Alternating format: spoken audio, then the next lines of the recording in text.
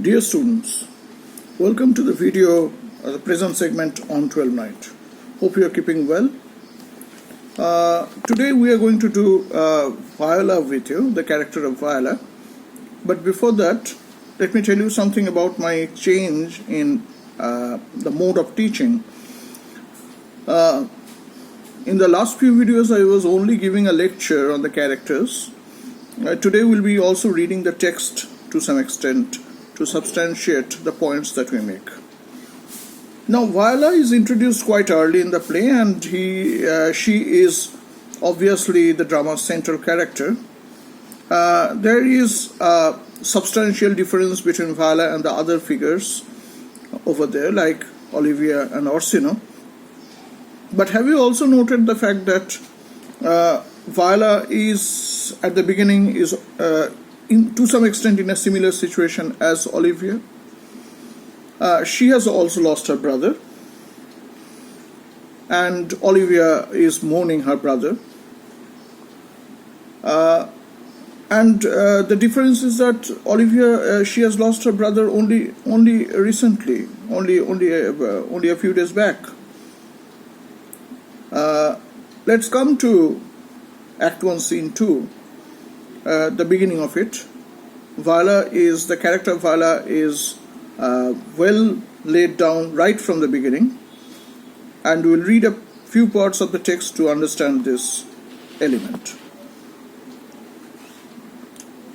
Act 1, Scene 2. Enter Viola, a captain, and sailors. Viola. What country, friends, is this? Captain says, this is Illyria, lady. And what should I do in Illyria? My brother, he is in Elysium. Elysium, as you know, is heaven. Okay? And you can see kind of a pun working over here. The words Illyria and Elysium somehow sound similar.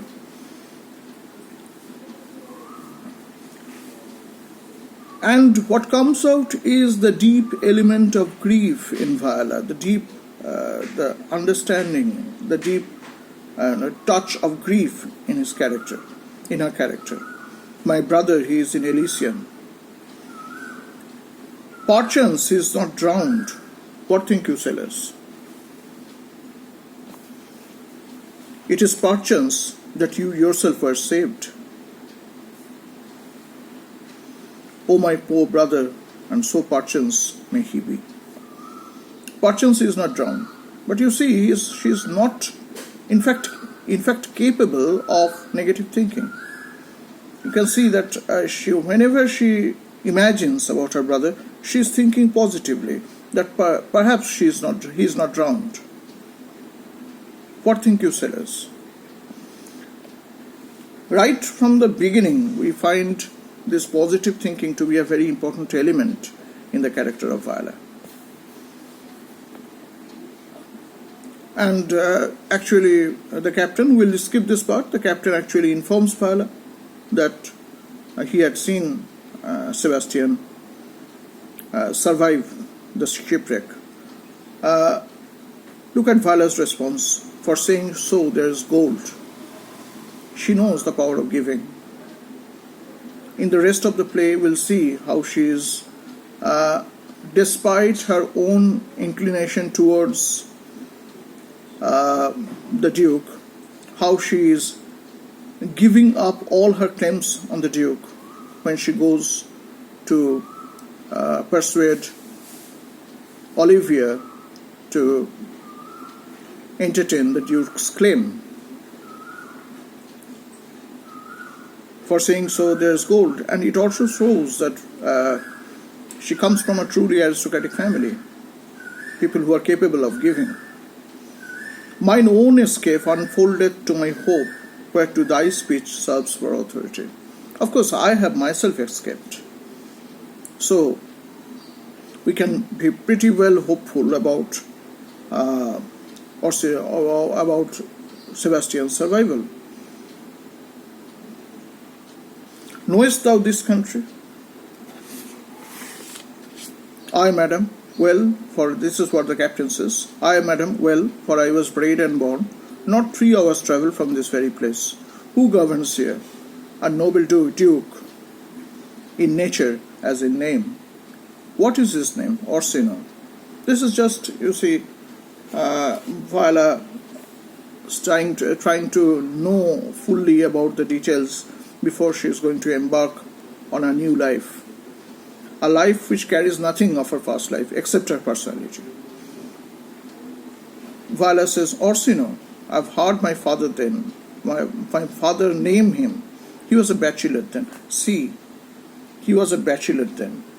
The first thing that he talks about, she recounts about Orsino is the fact that he was a bachelor.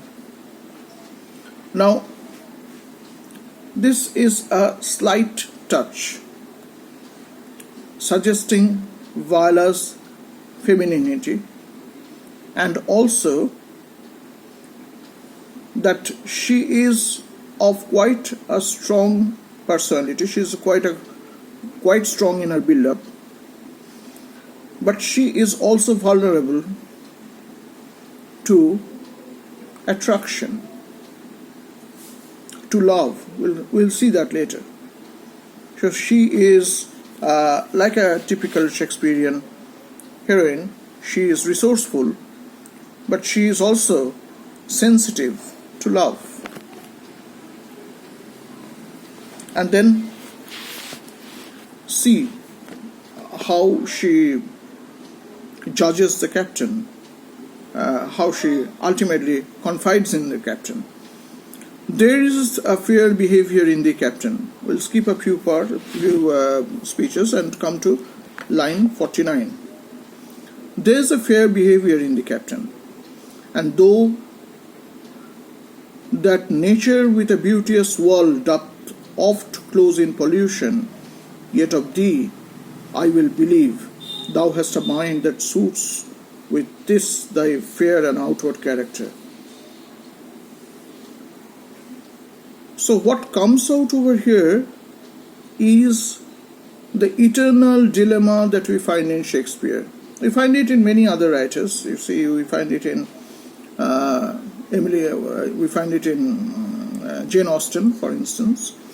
And most of the novels are built around this idea of the dilemma that lies between appearance and reality. In Shakespeare, it comes in a major way in The Merchant of Venice, and in other novels as well, in other plays as well. There's a fair behavior in the play that you are also reading, Macbeth, appearance reality dilemma. We need not tell you that it features in a major way. There's a fair behavior in the captain, and though that nature with a beauteous world doth oft close in pollution. So it is natural that often something evil is covered up with a beauteous world, with a very beautiful external appearance. Yet of thee I will believe thou hast a mind that suits with thy fair and outward character. But still I will believe in you. I will believe that your mind reflects the beauty that is there in your character, in your behavior. Now, you see, she is sadly aware of the deception that lies in nature. She is sadly aware of the appearance reality dilemma, but still she is capable of thinking positively. She has not lost her faith. Even in this crucial moment, she knows that she cannot lose her faith in humanity.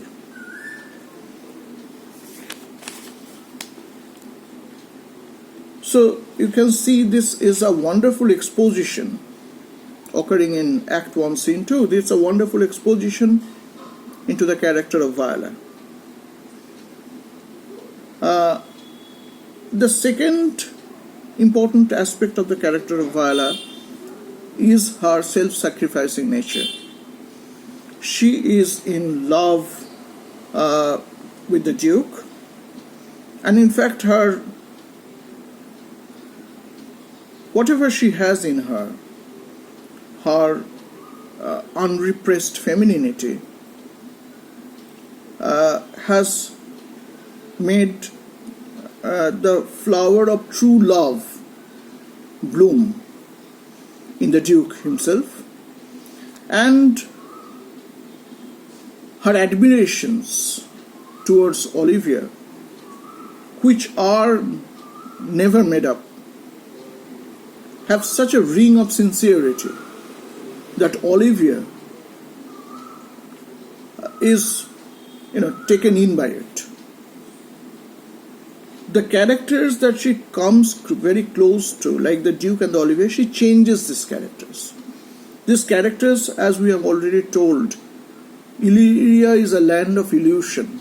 So these characters are perpetually living, before they meet her, they are living under the illusion that they are in love. The Duke in a romantic kind of love, Olivia in familial love. Now this is a place where she comes, and the very first line, "What shall I do in Illyria?" becomes very significant over here. She does a lot in Illyria. She changes the characters from within. Let's come to a later place in the text. This is Act 1, Scene 5. And here she has gone to Olivia to express the Duke's longing for her, and the Duke's suit, to communicate the Duke's suit for her hand, for her marriage, suit for marriage. And she does that knowing fully well that deep inside, she herself is almost smitten by the Duke's personality, by the Duke's dedication towards love. But she tries wholeheartedly to win Olivia for the Duke. And herein lies the real nature of her love. Love that comes hand in hand with sacrifice. Later in a point in the play, we will come to that point. She has been compared to a sacrificial lamb by the Duke, but she banters that with a wonderful innuendo. But over here, you can look at her femininity, but also her sincerity in the pursuit of the Duke's urge to get Olivia's hand in marriage comes out fairly well over here. Viola says, "Good. Let's start a little bit earlier.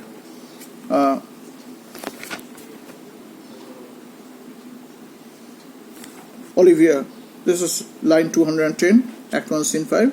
Olivia says, 'Give us place alone, we will hear this divinity.' Viola says, 'Most sweet lady, a comfortable doctrine, and much may be said of it.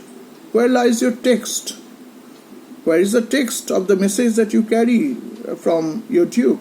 That is what Olivia is trying to say. Viola says, 'In Orsino's bosom.' Olivia, 'In his bosom? In what chapter of his bosom?' To answer by the method, 'In the first of his heart.'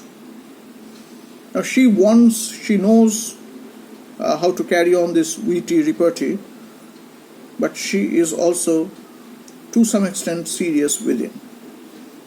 She knows that if she comes back futile, the Duke will be very sad, and she does not want the Duke.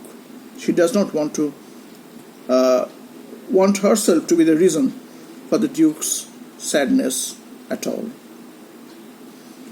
We will end rather abruptly this segment in the middle of the speech, in the middle of the text that we were doing, simply because if we go for a larger segment, it will take more bandwidth, and which would be difficult for both you and me. So in the next video segment, we will resume our study of this text from this part. Thank you, students.